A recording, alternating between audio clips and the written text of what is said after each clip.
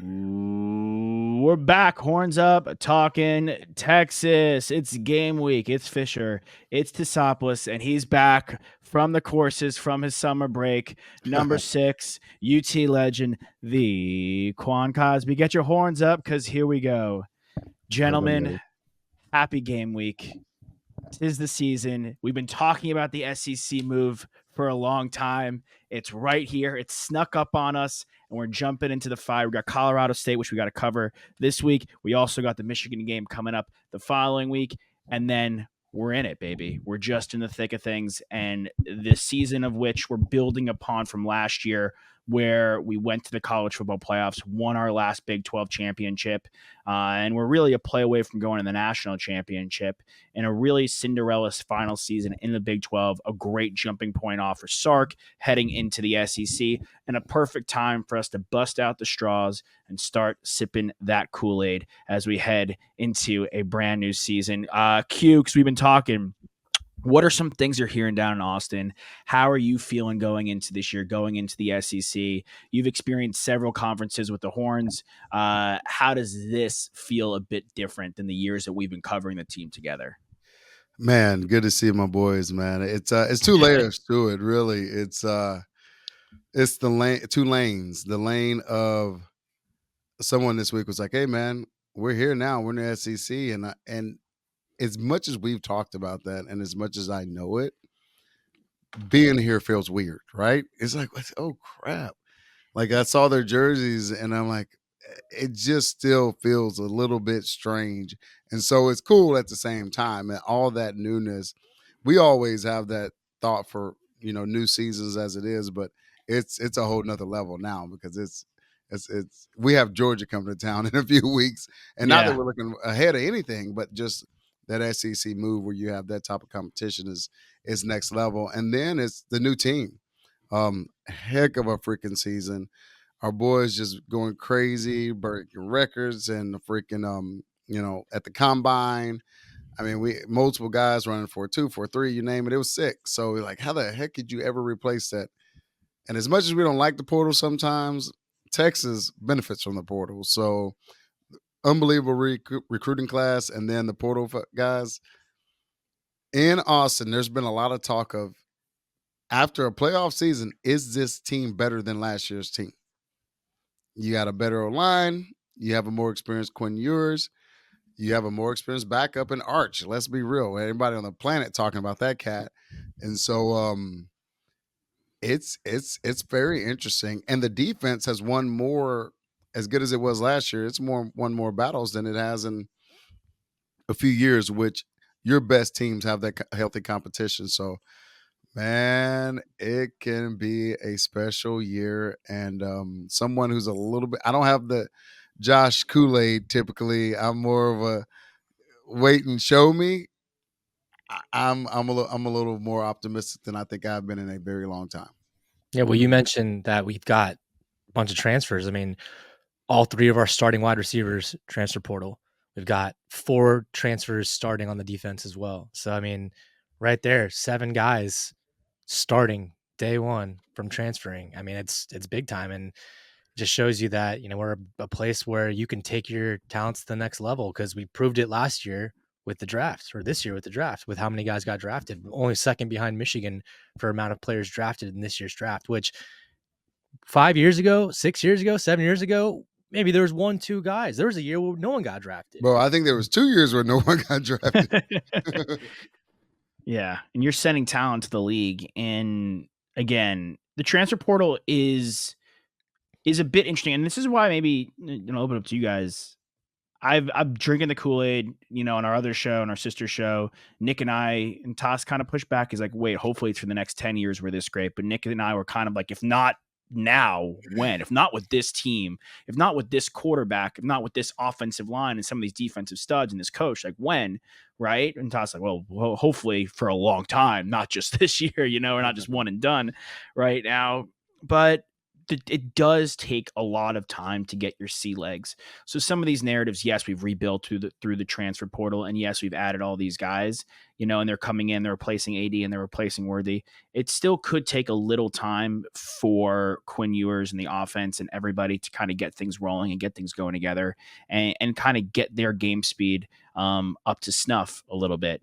So that's definitely something that I'm kind of keeping an eye on. And Q, I know you didn't experience the transfer portal like they're experiencing it today, but what was some of that like when, changing quarterbacks or changing wide receiver rooms? Like, how many games, if any, did you really need to kind of get on the same page, or is that what the spring and the summer for, and you kind of go in and you're ready to rock?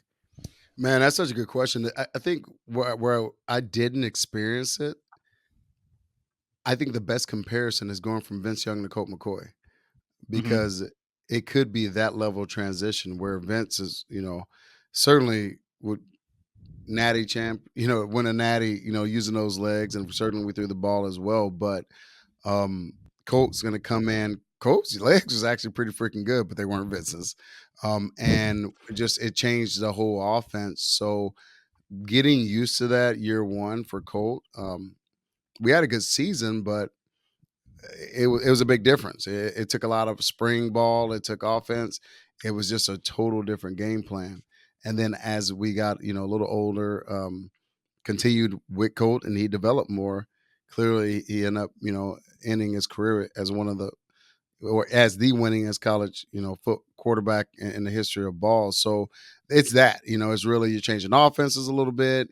Hell, and you think about this one, the game plan and offense they had set a month ago is different than the game plan they have now because you have no Baxter. When you lose a Mm. starting running back, and praying for him and the other young man that went down, but and it's not an insensitive perspective. It's just the truth. When that happens in camp versus week 3, you can better prepare for it. Mm-hmm. And they are, Blues Yeah. already getting the reps, and the guys in the depth chart. And last but not least, the coaching staff is going, guys, this can happen in week 3. We're going to be better prepared we're going to game plan for what if we have no running backs? What if this happens? And not that they don't semi do that anyway, but it's a whole nother level when it's in real time. And so, yeah, man, the portal is real. And, but the difference now versus my time is Alabama ran I formation back then. We ran gun. Most of high schools, even a pee wee, run a very similar offense. You're just kind of changing. The reason a guy can get cut week 2 and go to another team is because the concepts. It's about the wording is what it is, and so a lot of these guys can go into a system and expedite learning it just because everybody and their moms weren't spread. Yeah, everybody Yeah. has an X, Y, and Z, a Y, and all that. And so now it's just getting the terminology right, being in the right spot, and essentially just playing football. Mm-hmm. Yeah, I mean, and the one thing I will say that's a bit different than when you played and now is you mentioned growing up and kind of getting older as a group. The beauty of the transfer portal is, and with some of these receivers we brought in, Bolden, Golden, Bond, like these guys are not coming in as freshmen or redshirt freshman transfers. These guys are coming in as upperclassmen.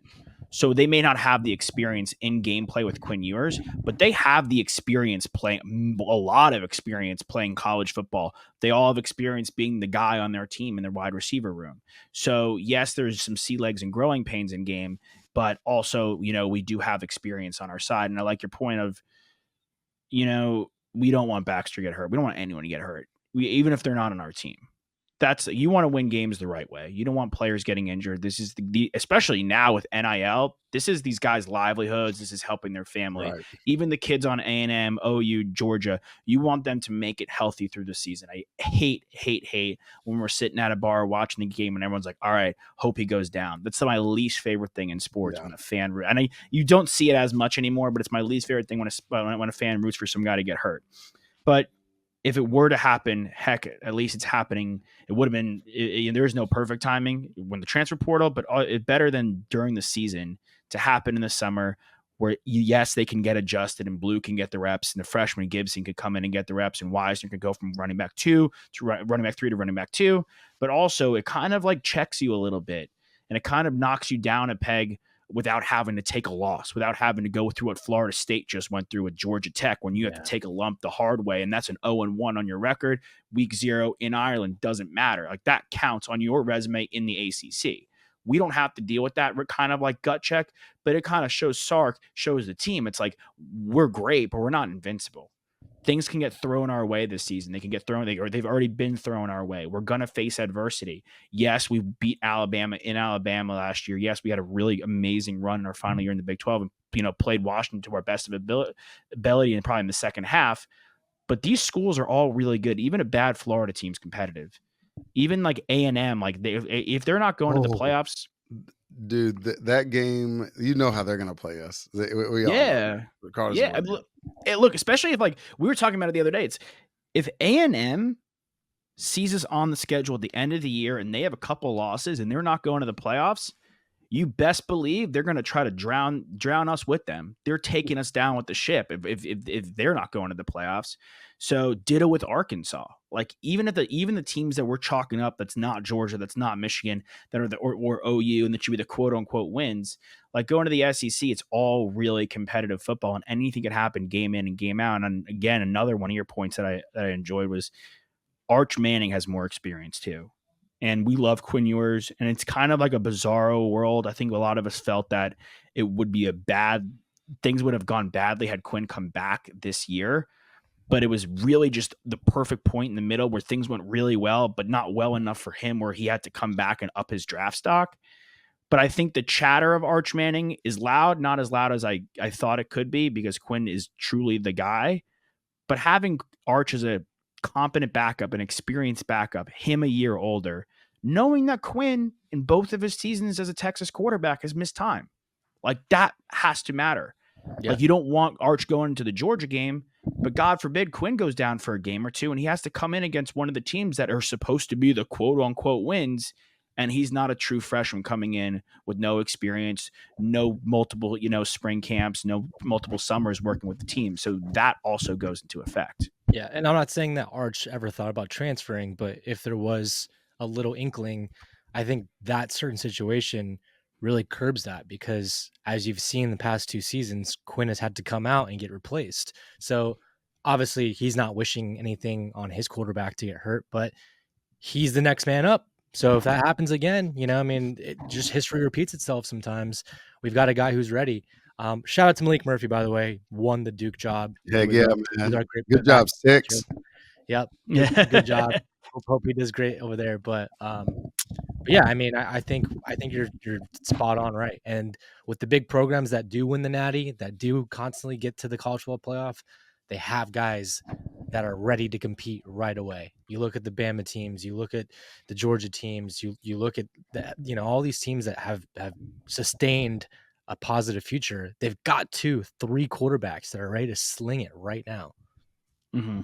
Yeah, it's something you said too that that we talk a lot about the NIL piece of, and you said, "Hey, man, it was just a perfect scenario." Blah blah blah. No. Quinn Ewers came back because he's getting pretty well taken care of at Texas too.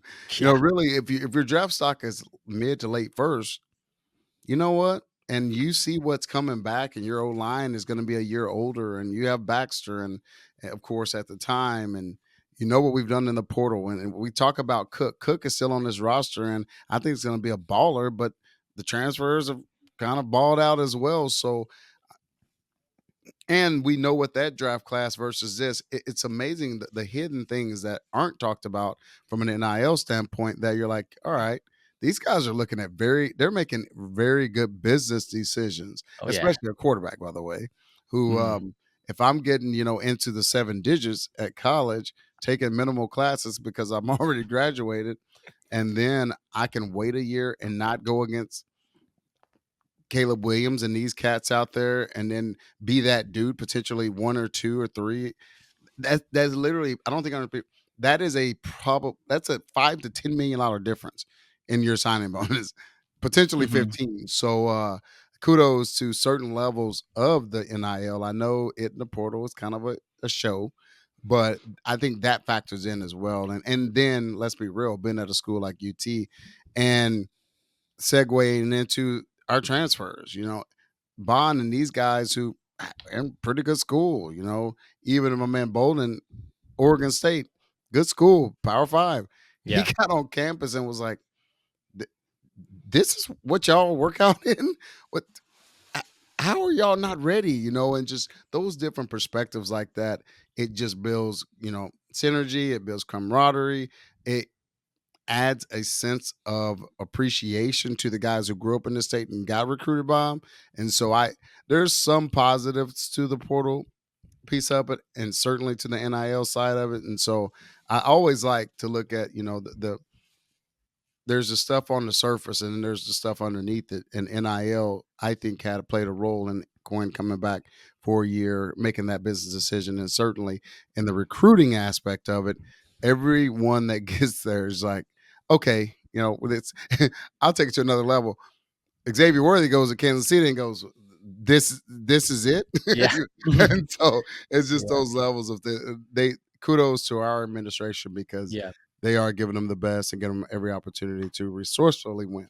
Yeah, and you compare it a little bit to something like in the NFL, right? Where like you have a franchise quarterback and he's dying to get help in the building, whether it's wide receivers or O-line help, you build around that. So this is kind of that same template, but just for a year. But you look at AD Mitchell last year, like that is the perfect template. That's the perfect scenario that you could have hoped for, besides maybe short of winning the national championship. A guy who's already won two, that comes to university, that wants to continue to win a third, wants to raise his draft stock, immediately clicks with the quarterback on the roster and gets drafted in the second round. Some think should have been drafted in the first round. But like that's the template that all three of these transfers want. Matthew Golden wants the same thing. Yep. Silas Bolden wants the same thing. Isaiah Bond wants the same thing. Yeah, absolutely. Yeah. I mean, the last thing I'll say about the portal and talking about Quinn and the fact that, it's also a business decision. I mean, Josh, you made a video on our TikTok earlier this week about the Dr. Pepper commercial that came out where he is addressing the fact that he is the starting quarterback for the Texas football team and a little nudge, to Arch Manning, obviously, which to all of us, I think is an extra comfort thing where it's like, if they can talk about it on a commercial, we weren't sweating about it anyway, but now I'm doubly not sweating it. But look, this guy's competing. He's staying for a lot of the reasons why quarterbacks 15 years ago used to stay. He wants to he wants to win a national championship. He wants to win the Heisman. You win the Heisman, you're in those Heisman House commercials for the next 20 years. That's a lot of money. Like seriously, it all really matters. So, and it matters that our staff is willing to play the game.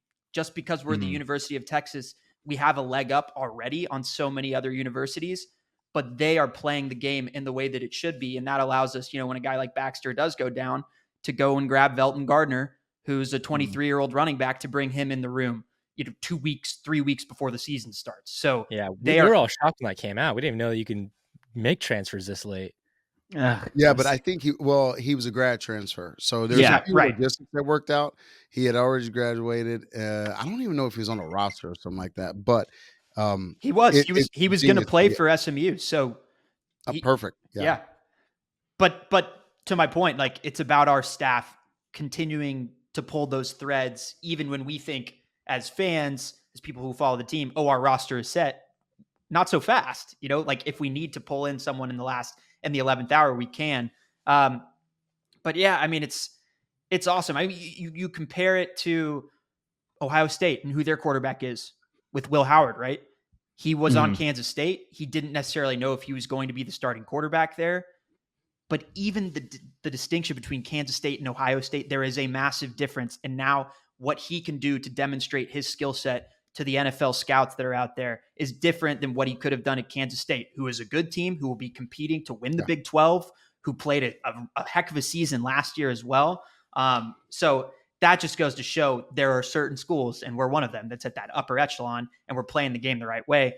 Some people aren't. Clemson, Dabo Swinney, not playing the game the right way. Baylor wasn't. Baylor went from not playing the game right to now wearing shirts that say "We pay players," which I think is a bad look too. But dude, you said something, and we have not got on it. And ironically, I don't play them as much, but we can't talk about this season coming back. We got my man Quinn on the freaking cover, playing the game, playing NCAA 25, baby. How Yeah. freaking cool is that? I got 3 texts last night from my boys saying, "Oh, I'm playing with my son." One of my boys, Colin, he's like, "I'm playing with Towns. We're getting it ready." I'm Texas. He's Colorado State. I hope it works out like it's working here. I'm kicking his butt. So, how cool is those experiences? We talk a lot about sports in general, but that game being back, having those experiences, having our boy on the cover, all those things, man, it's it just adds to the buzz of why we're so freaking fired. 12-team playoff. I mean, Yeah. it is real this year, and man, it's gonna be freaking fun. Quan, have you Wait, you played? were in the you were in the game, Q, right? Sorry, T. Oh yeah, before. Oh heck yeah, I was in it. And that's what's funny. And by the way, I actually still have the disc of the ones back in my day, and I laugh because again, y'all know I'm always overthinking, and I was like, from my freshman year to my senior year, they were 1000% accurate to where I wore my armbands, leg bands. Who's giving them this? I thought we can't get paid. What's going on with this? Who's giving them this information? It's whether I started or didn't start. So I think that there's a lot of money that was probably under the table in general on a donor based perspective, not Texas, but other schools. Same, excuse me, sorry, I blushed. I was like, I need to bless you. But there's also some conversations happening in that building to EA Sports because they never got it wrong. Yeah. Do you remember your like looking at the overall or a particular stat category where you were like, oh, they have me as a 72 strength. That's BS. You know what's funny? I think the only thing I got a little bit annoyed with, and then they fixed it was just weird. They were so right. It kind of progressed from my freshman year with baseball all the way to the last year. It was speed. And so being a smaller guy, they're like, is he fast? Is he not fast? Mm. You know, and by the way, I'll tell them straight up, I was slower after baseball, but I still ran a 4.4. So that's not real slow in the grand scheme of things. No. But they had me at like I think when we first started at 78, then I went to, I don't think I was ever over like a 92. And I'm fine with that. You know, for me, if you're a 99, you need to be running a 4.2. If you're a 95, you need to be running 4.3. 4.4s, you know, stuff like that. It's 90. So that was probably the only thing I was laughing about. I was like, damn, they got me slow in here. And then I think you can adjust it. And then I think I got a little bit closer to my Yeah, a speed. little edit roster. Yeah, I Maybe know, love yeah, it. man. And then I don't, you know what's wild? And we actually used it for motivation, especially my senior year when we went 12-1. They didn't have any of us rated all that great. And we were kind of, I'm not gonna say we're underdogs. We started that year like number 12, number 13. So it's funny how that happens. It's funny whatever you can pull to gain motivation to do better. And we certainly did it. This day and age, they do it times 5,000. They look. I mean, that's the first thing they're going to is their rating, um, and all of that. And I think we end up finding an old PlayStation or something. And my son looked at it and he's like, "Man, Daddy, they didn't have you rated that great." You were an I have it up here. I have it up. I have it. You were your You can senior find year. that. That's Oh awesome. yeah, I found it. You were in 89 overall your senior year. You were a top wide receiver on the team. You were the rate of the highest. Ahead of Interesting. See, that's what I was about to say. They didn't have us anybody like over. What was Shipley on there? I think that 84. I was about to say, I was like, I think they had him at like a 85, 84. See, that's and we all were like, you know what? This is some bull crap.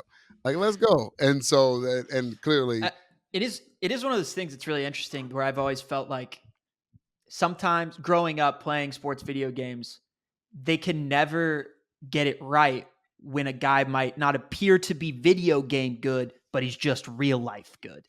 You know? Yeah. And you can see how outside eyes would look at Chip and be like, hey, he's a solid player. But when you Yeah. watch him on the field, he does everything to the nth degree. And he's both of y'all are both coaches, players, right? Like No, it's like you play the game the right way. You know, y'all are excellent Dude. decision makers. And unfortunately, football IQ doesn't jack people's scores up Well, like it and I was does. about to say, Like, there's no deal for football IQ on there, and being a gamer, right. and that's Mhm. ultimately I laugh. I mean, I would be very wealthy if I heard, "I thought you were bigger," and I was like, Mhm. "Thank you." That is that if you don't have an ego about that, that is one of the best compliments you can ever get because they're like, "Time out." But you mossed that dude, and you did like what? This doesn't Yeah. make sense. And I'm like, I know, I appreciate that. Yeah. Thought you was bigger. Speaking of that, going back to this roster, that's what they're seeing in Silas. I mean, everybody's saying the Mm. dude is jumping on top of people's heads at 5'7", you know what I mean? And he's flying by people. And so that's why I think this room, having that true kind of slot type deal, who can blaze, having Bond not miss a beat from Worthy, and then Golden, Wingo, Cook. That room, you remember when we started last year going, we may on paper have one of the best rooms. Mhm. We're starting another year saying on paper we may have one of the best rooms at Texas. And by the way, the reason you're going to start this year in the top 5 is because that's becoming consistent. Right. We Mm. may have the Yeah. we have a 05 potentially O line. We have this. We have a quarterback. We have better safeties. We have better corners, and it's our defense is flying all over the field. So that's why we're fired up about this Do, season because it's going to be a good one. yeah. Do you feel, Quan, talking about how you're right next to Josh, sipping some of the Kool-Aid, maybe a little bit more than you have been prior going into seasons, is because of what seemingly we have this year in a little bit better than we did last year, is more balance all across every position group. Would you say that's fair to say? And have you heard any of the guys around the team talk about that level of balance that we might not have had last year and what we have now? That is a component. Mm. My optimism starts in the trenches. We have top 3 O line in the country. Yeah. Uh, Okay. Yeah.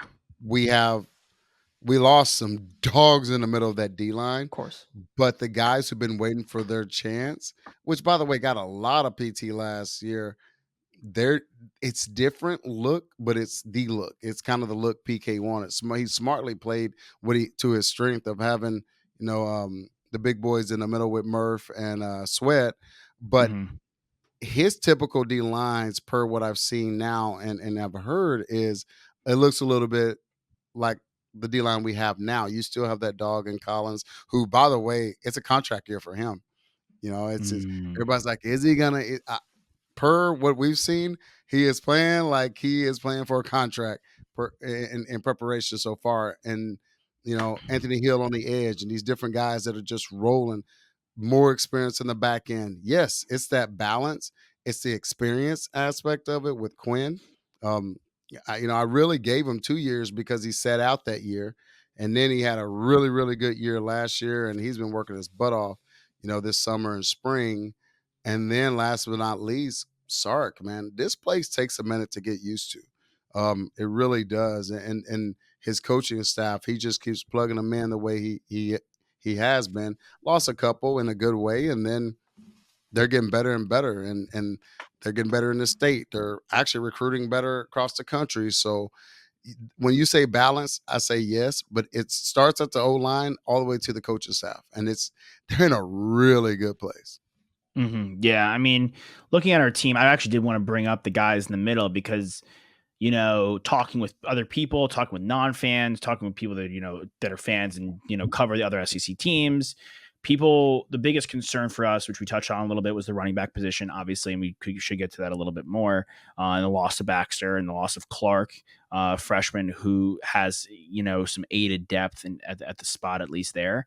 But we lose two monsters in the middle. That's just like, let's just call it what it is. I mean, the guys we lost in the middle are 2 first-round caliber players. One went in the first round, the other one went shortly after in the second. So yes, we have the depth. Yes, I love to hear that Alfred Collins is playing for his money as he should. But if there was a glaring issue, if there was something that I was a little uneasy about, I guess that's what it would be for me. Stopping the run. Can we stop the run? Because happy for us in the trenches, but we're going to play competition every week where they're also happy about their trenches. So I'm a little. That's my non Kool-Aid moment of like, hey, I'm not as stoked as I want to be about the middle of our interior defensive line until I see it on a full scale. That's one thing I really have to see. I trust the receivers. I trust Quinn. I trust our offensive line. I'm sure the running back room will be figured out. Our defensive backfield, which was super young last year, just gets older. Anthony Hill, Trey Moore, both guys, Sorrell, EJ, and Ethan Burke. Like, I'm stoked about those guys, but my trepidation will be up the middle. Can we stop the run? I'm gonna get a little more technical on that because ultimately we were number 1, number 2 in stopping the run last year, and Washington threw it over our head all days. And so in today's game, you're right. However, in the collegiate game, if you can stop the run on first down, or potentially, really, we're like a 60% first down throwing team. So if you can keep that within range or whatever, and keep people under 4 yards of carry, then I think you're okay. And I think strategically and schematically, we can do that. I get what you're saying, losing those big boys in there, but those big boys never played an entire series. They really didn't. And our defense was as strong as it was. The Murphy and they were a team and a tandem, never really out there without the other unless someone got banged up. But they're 3 plays in and then they're rotating. They've always have. And so these guys have experience. They know what the standard is. And I think we didn't fall off that much when Murphy and them came in. Now, when we go to the goal line, it's a different conversation. You got to have your first rounders in there. But even then, I think there was more thrown touchdowns than runs, maybe because of them. But I think it's just a very different game now where if you can stop that run, keep them under, because the run now back, just like it was back in our days, a bubble screen half the time, it's just different schematic things that you can do with the run that can help your team. So I know what you mean. I just think it's why the linebacker will always be important. It will never be like the fullback, but the linebacker position has changed tremendously. And so they're not as much. Demo Overshown got drafted as high as he did because he's trying to cover, Kelsey or tight end or really trying to cover a back out of the backfield. So, yes, I get losing those guys in theory and optically seems like a big loss. And losing some dogs like that always is. I think the loss is more in line with their leadership than it is their playing ability. Because they were big leaders on that defense. If you needed a play, they were right there firing them up, trying to get it done. So I'm still feeling pretty confident because if you got some guys that can come better off the edge, that's going to win you more games than plugging up the middle, in my opinion. Nice. Yeah, I feel the same way. I think that, last year we caused 24 turnovers. I'd love to see that number go up. I mean, that was very solid. And if you look at it in comparison to the rest of college football, we turned the ball over 18 times. So we were +6. So I think it's more about our margin than it is how many turnovers we cause. But I think we have a lot of difference makers in our defensive backfield and guys that can make plays on the ball if we get that pressure, like you're talking about, Q. And so I think what we will not have that we had last year with, first down rush attempts by opponents and the lack of yards that they're getting there, I think we can make up with by having a more stout defensive backfield and guys that truly capitalize when they're put in a position to get our offense the ball again, going the other way. And then we have to take care of it. Like I just mentioned, it's about that margin. That margin certainly can get better.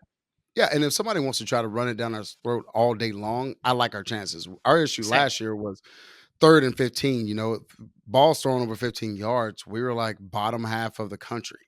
And so sure enough, that back end was a gap that I think that needed to be filled more than replacing our interior guys that I think we have some very capable guys. Again, they're not going to be T Sweat at times. They're not going to be Murphy.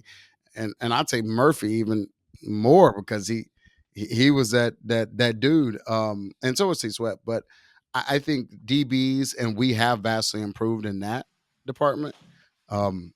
covering dudes, all that.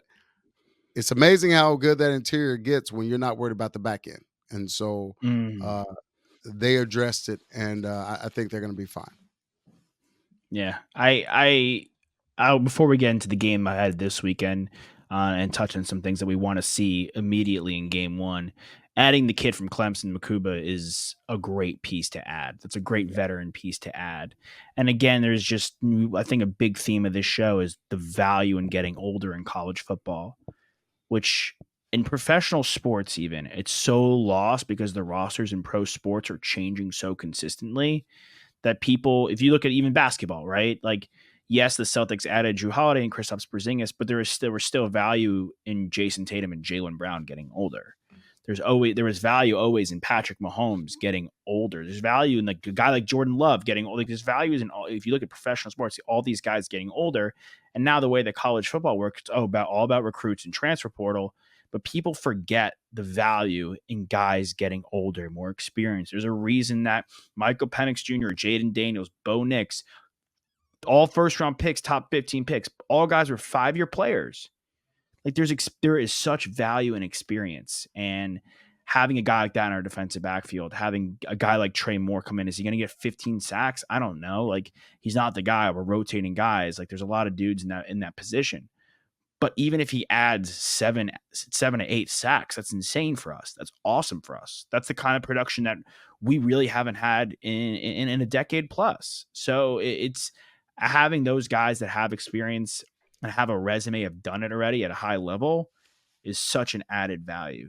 Going to It's the what the game, league is. Yeah, it's what the NFL is. Everybody says, are the athletes that much better? And I say they're the same guys that were in college. They're not that much better. What they are is assignment sound. The older you get assignment sound. You don't try to do your job, your buddy's job, and everybody else's job.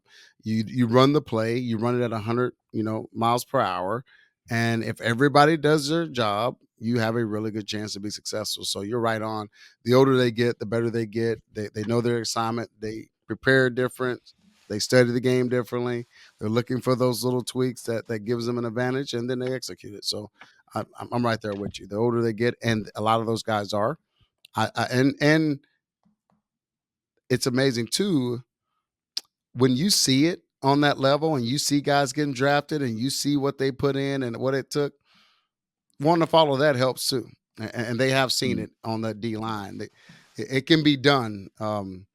As much as we kind of knew of Sweat, he had a lot of question marks going into that season, and we liked him, but nationally and from an NFL standpoint, he made a lot of money that season. Murphy, nobody even talked about him half the time outside of Austin. No one talked about him, and he went in the first.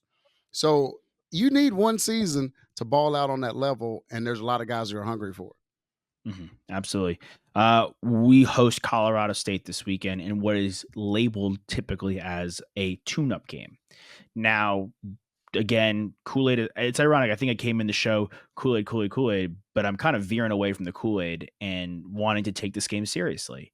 Yes, it's a tune-up game. Yes, we're 30-point favorites, but Jay Norvell, familiar with our team. He was our wide receiver coach. So in 2015. So it's not like their head coach doesn't know who we are and what this place is all about. So he's been here before and done it before. As a Texas Longhorn, he's an experienced head coach. Maybe not in the SEC, but he's an experienced head coach in Division I college football. So I'll kick us off, and then I'll go to Utah, and then you close us out, Q, with it. One thing that I want to see on offense is an established run game. I would love to see, because again, I'm not that worried about the quarterback wide receivers. I know they'll sing.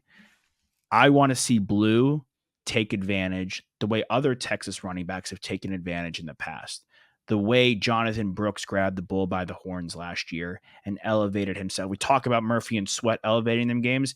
I want to see Jaden Blue, doesn't have to be a second round pick, but I want to see him elevate his game in the best way he can, the way Jonathan Brooks did it last year. Jonathan Brooks was like, yes, thank you, Bijan. You are a world-class athlete. We loved having you here. Appreciate you, CJ Baxter, coming in as the next Prince that was promised. But I can do this, and I could take the bull by the horns, and I could lead this team and lead us in games that we thought were, we were in trouble in or lost or didn't have Quinn in, and he was the X factor. So I want to see Blue take the bull by the horns, and I want to see Wisner and Gibson, whoever gets the touches as the number 2 guy, I want to see them take advantage of their time too, because it's next man up. Time's not always promised, and there's always we talk about a talented depth chart. There are guys that are here now to take your job and here to put you in the transfer portal, not in a mean way, in a friendly way, but like they want that playing time. They want that PT. So I want to see the running back room take advantage and somehow turn the injury bug as a positive and jump in their playing time. And then I want shutouts a lot to ask for, but I want the defense to come out and make a statement. I want to leave no doubt defensively. That's first and most important to me. I want to leave I'm looking at their score before I look at our score. If they're if they're 13 points or under, I'm chalking that up as almost an automatic win, barring disaster offensively. So that's what I'm looking for this weekend. What about you, T? Yeah. I mean, that's what Vegas expects out of our team, and that's what the rest of college football expects out of our team. You said 30-point favorites. We're 32.5-point favorites. So sorry. No, I'm just those are the facts. Those are the facts. And they have us as the 4th best team in the country, and for a reason, right? For so many reasons that we've already laid out. To me, it's something that we talked about in the last month or so as we discussed our quarterbacks, as we discussed what the season means for Quinn Ewers. I just talked about it with our turnover differential. I want him to play the first 3 drives mistake-free. And I want him to look like he is prepared mentally and physically. And I think it's complementary with what you were already talking about, Q. If we are a dominant football team, if we are a team that can vie for a national championship and an expanded playoff, when we play Colorado State, Jay Norvell knows us. He doesn't know this current version of what the Texas Longhorns are. And we will show him that we are different specifically on the line. If forget top 3 offensive line. I want our guys having everyone in the nation saying that we are the best offensive line in football, no doubt, because Quinn Ewers wasn't even touched, because Alfred Blue has 180 yards on the ground. Josh, not because he's talented. He's fantastically talented, but because he had lanes, wide open space, like the Chicks style wide open spaces, that's what I want. So I want our offensive line and our defensive line, but specifically our offensive line, to absolutely maul and dominate their defensive front. Dude, I like this. Nice. It's about me with my sideline days. You got Craig Way, giving his, and you got Roger or Keith or somebody, and you went offense, you went defense. It's funny. I actually, as much as y'all might think I'm decent at this stuff, this was mine from the start, but it works out perfect. O-line killing it. Defense putting in a shutout. Listen, I almost flew to Colorado a couple of weeks ago because it was 65 degrees. And we started this thing before, probably not on air, but talking about being 105 every freaking day in this state, and probably going to be 145 on that turf. Play like some dogs out there, man. Make them want to get off that turf and quit. But one of the reasons you get ranked, in my opinion, you have the players, you have all that. It's all good. You have to live up to it. You have quarterback, you have all the positions. But you also, what I've noticed about this new game, NCAA 25, is the crowd, the DKR love that it's been happening. Dude, we're going into the SEC. We're a top 5 team. It's starting the season. Being a freaking, 35-point favorite or not doesn't and shouldn't matter. I want Longhorn Nation to blow that thing off the top to get it rolling. Let these players know. Let them feel it. Let Colorado's let them know that you're not in the pack, whatever y'all are now. It's the real deal, Holyfield. And I think all of those things, when I say balance, that's what I'm talking about. I mean, we literally have it. We're ranked in the top 5. We're going to the SEC. We have now one of the most recognized and loved and respected stadiums and atmospheres on the planet. let's do it all. In order to be at this level, you need to do it all, and we can, and I think we will. 2:30 will be smoking hot, so hydrate. Yeah. But come show out, be that freaking extra edge. I can't say the other thing because of that school down the street that we're in the conference again, but be that extra edge, and that's what I'm looking for. I want to leave there going, everything I had hoped for, everything I was getting ready for. The reason I wait for football season, you're at home. Be undefeated at home. Have that mindset. And I want our atmosphere to be as good this week as it will be when Georgia comes back. Love I- that. so I love that's that. what I'm That's the home run Yeah. right there. That's what I hope. We can't give up. Oh, it's just we're favorites. No, show the freak up, because we are going to the SEC. And when they said, and I think I said this before, it just mean more. I used to get so pissed off about that, because I was like, I promise you, it doesn't mean more to their players than it do us. But now that we played Bama, I went to Tuscaloosa, I've been to Fayetteville. It means more in these towns. Yeah. These people, whether they play at 11 a.m. or 8 p.m., at 6 a.m. they're there, they're getting routed, they're getting fired up, and they always show up. So yeah, I think a win for me would be certainly winning the game, taking care of business in a clean fashion, but it would be Longhorn Nation realizing where we are now. We are the SEC, so let's let them know that we're not here for a participation trophy. We're here to shake some things up. Can you imagine, like, the part about the heat that you're talking about, Q, and everyone that's not on the football field being engaged, being hydrated, as you mentioned, but also being rowdy and celebrating everything that happens on the field and that's happening with our university right now. Hopefully an extension of what happened with all of our Olympic athletes as well, who excelled, Yeah. obviously, that were there. Mm. The way that the Buffalo Bills play in December and January, how no one wants to play against Buffalo at Buffalo Yes. because they dominate the cold, because you are going to get bruised, broken, point. and it's going to hurt. Like HE double hockey sticks when you go up there and you have to deal with them on their own territory. What if in like the next 5 years, it's like no one wants to play Texas week 1 because it's so darn hot. Bro. And we are so prepared. We're so Yes. mentally there, and we're so in shape because of what we've done in the summer and the off season. And we just start week 1 absolutely obliterating people. I would love that. Like, I would. You hit the nail on the head right there. How cool would that This be? time of year, these guys are in phenomenal shape. They all have like Yes. 3% body fat. It's the mental aspect. I remember people cramping, all this, and you can go into these weeks where Colorado State is in phenomenal shape. That elevation helps them, Sure. right? Mm. But when you get in this heat, it's the mental perspective that starts here and trickles down through your body. So that's what if you come out there, you dominate on that level, fans, team, band, you name it, cheer and palm. Like you said, people go, I know I might make a little money going there, but no, not with this 12, because Colorado State can somehow run through their conference and sneak in the playoff. It's like, you know what? I'm not going to do that. No, I don't want the money. I actually want to stay over here because they're beating us down in about 10 different ways, and I don't want. I want you to beat a team twice by the way you show up in every aspect of that game day experience. Yeah, I mean, I think you talk about the way we felt the light shows and all of that at our place. Show up like I love the show up like we're playing Georgia. If you want to win a national championship, because that's what they do. They show up like they're playing they show up no matter who they're hosting, like they're hosting Bama or Texas or LSU every week. And they always have, even before they were winning national championships. For Kirby, yes. No one wanted to go to 100%. Sanford Stadium. No one ever. Between the hedges, no No. thank you. So that had such a great call to the fans. Like, you have to do it. And anybody listening, I would probably give you a shout out in like the intro.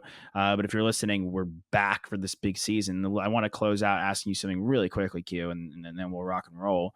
Toss brought it up. Nick definitely would have brought it up because it's a point the two of them have been singing for a bit. Quinn starting off hot and sharp and commanding.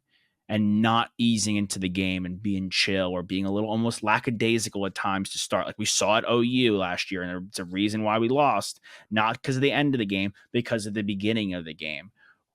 What were Colton and Vince like when they started games? How were they in? How I have to imagine they were sharp, in tune, no nonsense, ready to hit that first note and rock.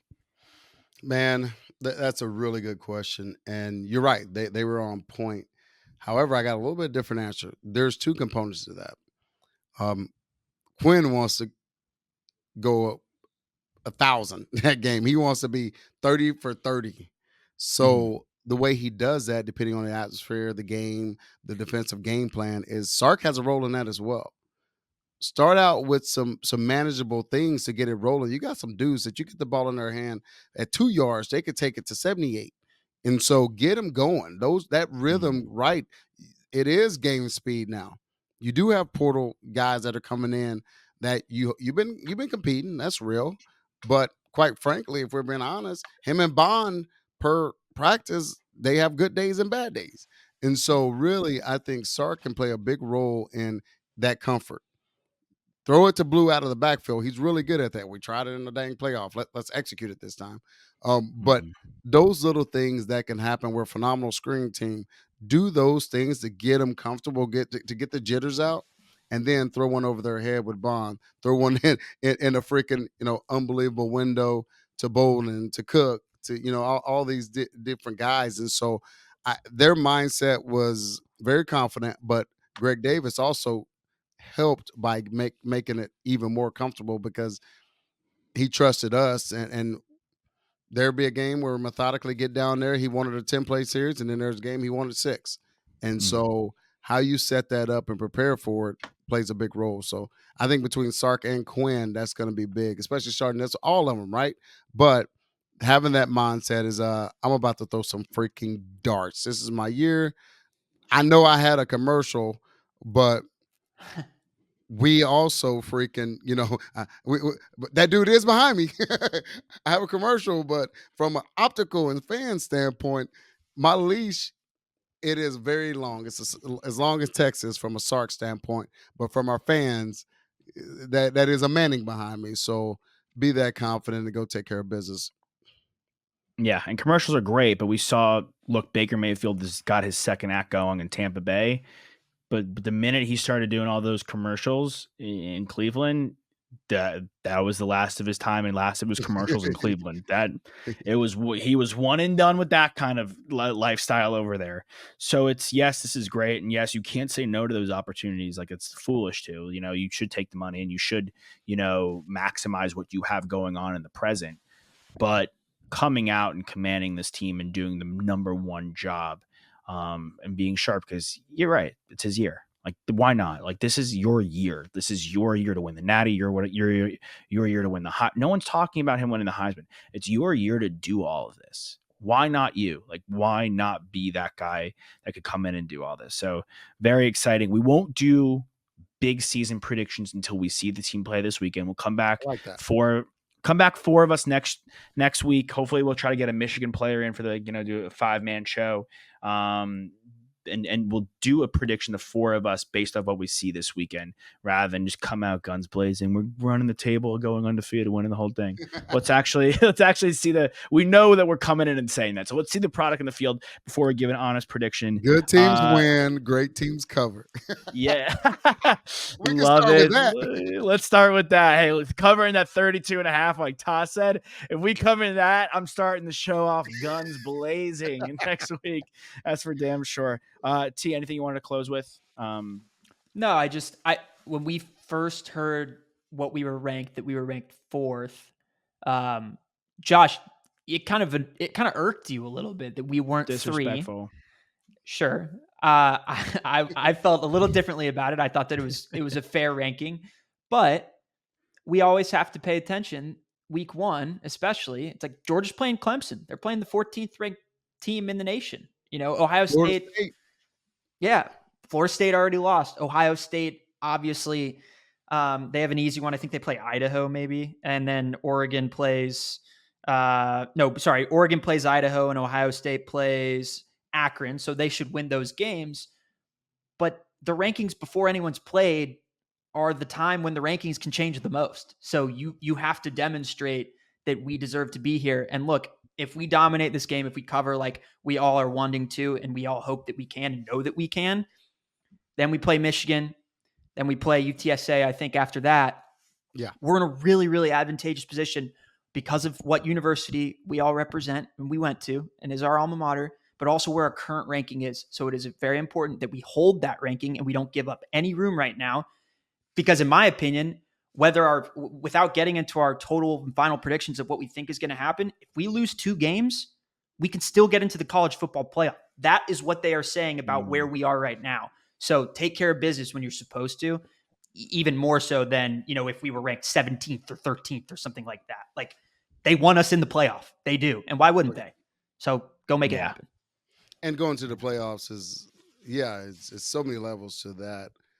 But recruiting, we're talking about TV, we're talking about potential home game and all that. But if we want to keep our momentum in recruiting and things like that, going to the SEC and still going to the playoffs and competing on that level at this place, your top 3 classes every year. So there's a lot of reasons you need to do that. If you want to keep up with Georgia, whether you beat them or not, you have to take care of business and get to the playoff consistently. As Coach Brown said, you have to be consistently good to be great. Yep. Coach Brown. We'll be pulling for the boys. Happy birthday to my man, Coach Brown. Today's his birthday, baby. Love that. Oh, you say I gotta tell my sister. It's her birthday too. Oh yeah, let her know, man. I text him. This is what's so fascinating about Coach Brown. Then we got to roll. I could have texted him last night at midnight. He would have answered me. I texted him this morning at like 5:48. Happy birthday, my man. Thanks, man. Love you. Pull for us. just that quick. I mean, I'm like, dude, what? And so that's who he is, man. And one of the best in the business, Hall of Famer. So happy birthday, Coach B. One of the only 3 remaining coaches in college football to have a national championship. It's just him, Dabo, and Kirby Smart right now, Q. So that's wild. Let's hopefully there's a 4th, and his name is it's an alliteration. SS, baby. You know what? I was about to say there will be a 4th, but no, hopefully, because Kirby is still here, and so is Dabo. So no, the number 1 ranked team is one of those people. So hopefully, take care of business. Yep, absolutely. Q, amazing to have you back, my man. Great to see you, brother. T, always a pleasure, and we'll shout out Nick, who had to dip, unfortunately, but he'll be back, of course, next week in the fold for a great show, gentlemen. Let's just start 1-0, and we'll take it week by week. Great seeing you guys. Horns Up, Talking Texas podcast, ESPN 102.7 Austin. Welcome to our show. Thanks for having us. We will see you guys next time. Get your horns up. Have a great weekend. Show up, and show out at the stadium. We out ya. We love ya. Hook 'em.